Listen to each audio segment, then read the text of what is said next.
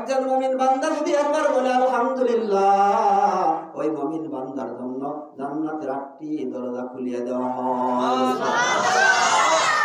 মাশাআল্লাহ। তাহলে আমরা তাকওয়াশীল অর্জন করতে পারবো তখন সিয়াম পালন করার নির্দেশ করছে যেভাবে, সেইভাবে যদি সিয়াম পালন করি, ইনশাআল্লাহ আমাদের সামনের যে কয়েকটা সিয়াম আছে সেইভাবে যেন পালন করতে পারি। আপনার মতোই মানুষ বিড়ি সিগারেট খায় বাদ দিছে, আপনার মতোই মানুষ খায়, আপনার মতোই মানুষ খায় না, অনেকে বাদ দিছে, আপনারাও জানেন। কিন্তু আপনিও যদি নিয়ত করেন সারাদিন আমি বিড়ি না খায় থাকতে পারলাম, সন্ধ্যাবেলা যদি না খায় শুয়ে পড়ি, কি হইতে পারে? আপনারা আরেকটু শিক্ষা দেই। অনেকে এরকম বলেন যে বিড়ি সিগারেট না খেলে পায়খানা হয় না, যারা জীবনে খায় না তাদের কি পায়খানা হয় না? আজকে মরে গেছে। আপনাদের আরেকটু শিক্ষা দেই, এরকম অভ্যাস আমার এক সময় ছিলেন, কিন্তু আল্লাহ তাআলা মাফ করুক, যদি দয়া করে আল্লাহ মাফ করে, আপনি কি করবেন? আপাতত রমজান মাস এগুলো খাওয়া বাদ দিয়া একটু ভিটামিন খান। অনেকেই বলে একটা বিড়ি নাকি দুধের কাজ করে, নাউজুবিল্লাহ। একটা বিড়ি টান দিলে বুদ্ধি বাড়ে, একটা বিড়ি টান দিলে কি বাড়ে? বুদ্ধি বাড়ে। এই বেকুব, তোর যদি বিড়ি খেলে বুদ্ধি হয়, তাহলে তোর পরিবারেরও একটু বুদ্ধির দরকার, তোর ছেলে মেয়েরও তো একটু বুদ্ধির দরকার। তোর ছেলে মেয়ে পরীক্ষায় ফেল করে, তাহলে তোমার ছেলে মেয়েরও এক প্যাকেট বিড়ি কিনে দেবা পরীক্ষার সময়, যে বাবা বিড়ি সিগারেট খেলে অনেক বুদ্ধি বাড়ে, তুমি এক প্যাকেট সিগারেট নিয়ে যাও, লিখতে লিখতে যদি ভুল করো জোরে ধরে একটা টান মারো, তাহলে তোমার বুদ্ধি বাড়বো। তো তোমার যদি দুধের কাজ করে, তোমার প্রেমিকারও দুধের কাজ করতে পারে। আসলে এগুলা কি অগরহী বুদ্ধি, বিদ্যা ছাড়া হয় না কারো বুদ্ধি। এই সমস্ত মানুষের বিদ্যা নাই, যদিও বিদ্যা অর্জন করছে, কুশিক্ষিত লাভ করছে, সুশিক্ষিত লাভ করতে পারে নাই। এই সমস্ত বিদ্যা দেয়া বলা হয়েছে এরাই হলো শিক্ষিত শয়তান। কি শয়তান? শিক্ষিত শয়তান। যদি বুঝতোই তাহলে বিড়ি সিগারেট ছাড়তো। তাহলে আজকে আপনাদের সাথে যে আলোচনাটা করতেছি, তাকওয়াশীল আপনি হতে পারবেন যেভাবে সিয়াম পালন করার নির্দেশ করলেন। কুতিবা আলাইকুমুস সিয়াম কামা কুতিবা আলাল্লাযীনা মিন ক্বাবলিকুম লাআল্লাকুম তাত্তাকুন। আল্লাহ বললেন তোমরা তাকওয়াশীল হবে। ডাক্তার বললেন এই ট্যাবলেট ঠিক মতো খেলে ভালো হবে, কিন্তু ডাক্তারের কথা ট্যাবলেট আনার পরে বালিশের তলে রাখতে যদি না খায়, তাহলে কি 7 দিনের মধ্যে রোগটা তো ভালো হয়ে যেতে পারে? কি করে বুঝলেন? এত দামি 1000 টাকার প্রেসক্রিপশন করলেন, করার পরে ঔষধ কিনে আনলেন, আনার পরে খায় না, ভালো দেয় না, বালিশের তলে রেখে দেয়, ভুলে ভুল করে না, বড়ি খাওয়া ভুল করে না। একজন ভুল করলে আরেকজন করে দেয় বড়ি খাইছে। আবার নামাজ যদি ভুলে না হয়, ওর মায়ে কয় না যে বাবা নামাজ গেছ, কিন্তু বড়ি যদি না খায়, বাবা তুমি বড়ি খাইছ।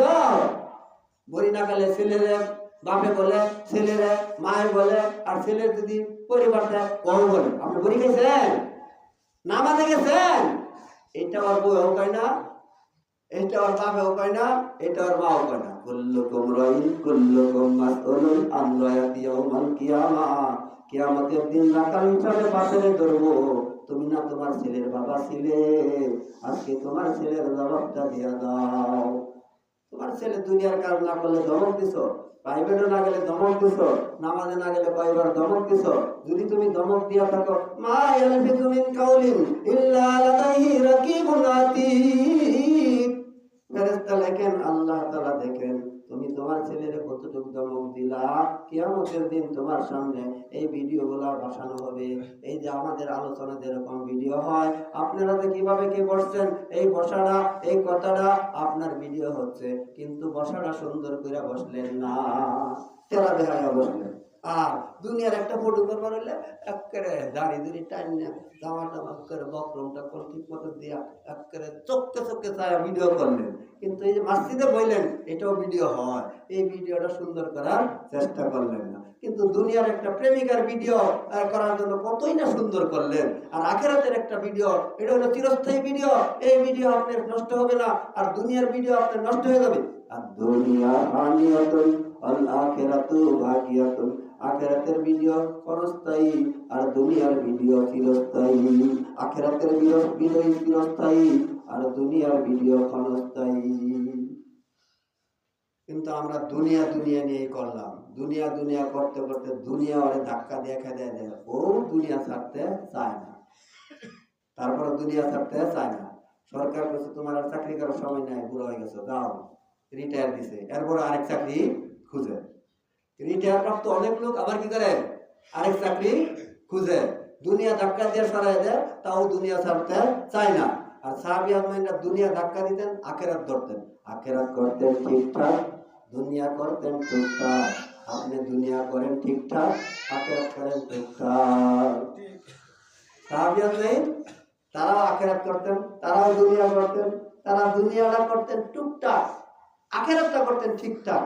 আর আপনি বাংলা একটা গড় এগারে করেন ঠিকঠাক, আখেরাতটা করেন টুকটাক। সময় পেলে নামাজ আয়েন, সময় পেলে রোজা রাখেন, এটা না বলে টুকটাক। কিন্তু সাহাবী আজমাইন করতেন আখেরাত ঠিকঠাক। তার আখেরাতের জন্য কি দিলেন, জানও দিলেন, মালও দিলেন।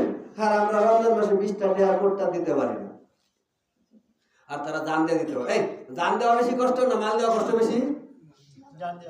জান দেওয়া কষ্ট বেশি। আহা, তারা কত কষ্ট করলেন, কিভাবে জান দিলেন আর মাল দিলেন। আর আপনি শুক্রবার দিন 10টা 20টা টাকা দিতে পারেন না, 4 টাকা 20-50 টাকা খরচ করতে পারেন। কই রমজান মাসেও তো টাকা বাড়লো না কোটটার মধ্যে। ইনশাআল্লাহ আগামী জুমার 20-50 টাকা করে আনার নিয়ত করবো। পারি তো সবাই নিয়ত করা? আল্লাহ তৌফিক দান করুন, সকলে বলে আমিন।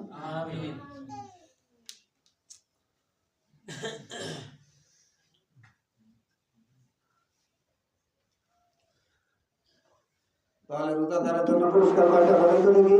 2টা। রোজাদারের জন্য আনন্দ কয়টি? 2টা। রোজাদারের জন্য আনন্দ ফুর্তি 2টি। যারা রোজা রাখছে তারা পায়, যারা রোজা রাখছে না ওরা পায় না। যারা রোজা রাখছে না পেট ভরে খাইলে ওদের কাছে মুড়ি ভাল লাগে না, আর যারা রোজা না রাখছে ওদের কাছে মুড়ি লিয়ে বলে কতই মজা লাগে তারা বুঝে, যারা রোজা রাখছে।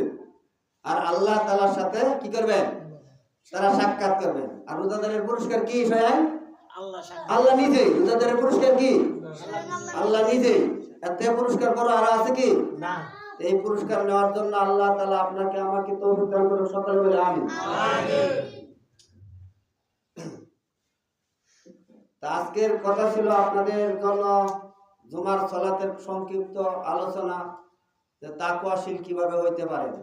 যদি তাকওয়াশীল হইতে চান তাহলে আল্লাহ তাআলা যেভাবে সিয়াম পালন করার নির্দেশ করছেন সেভাবে সিয়াম পালন করার চেষ্টা করুন, নিয়ত করুন। বাতি লিখে আর ওই ঘড়িটা দেখা যায় না, বাতি জ্বালা দিছে ঘড়ির উপরে।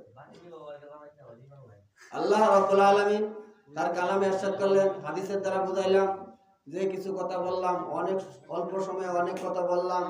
এই কথাগুলোর উপর আল্লাহ রাব্বুল আলামিন আপনাকে আমাকে আমল করার তৌফিক দান করুন, সকলে বলে আমিন। আল্লাহ রাব্বুল আলামিন আপনাকে আমাকে আগামী শুক্রবারে সবার আগে আসার, এরপরে কোটটা টেহা দেওয়ার তৌফিক দান করুন, সকলে বলে আমিন। আগামী শুক্রবারে টাকা আনতেন না, কেন রাত তুলেন তো দেখি, তাহলে বোঝা যায় সবাই আনবো। কি কর, আরে ভাই কত টাকা কত ভাবে খরচ করলেন, আর সপ্তাহে মসজিদে একটা দিন 10টা 20টা টাকা দিতে পারেন না। হ্যাঁ ভালো করে শুনেন, যাইতে পারলে আমাদের তো একটা হাদিস নেওয়া যায় না, আপনি তো নেওয়ার সুযোগ নেই। কেন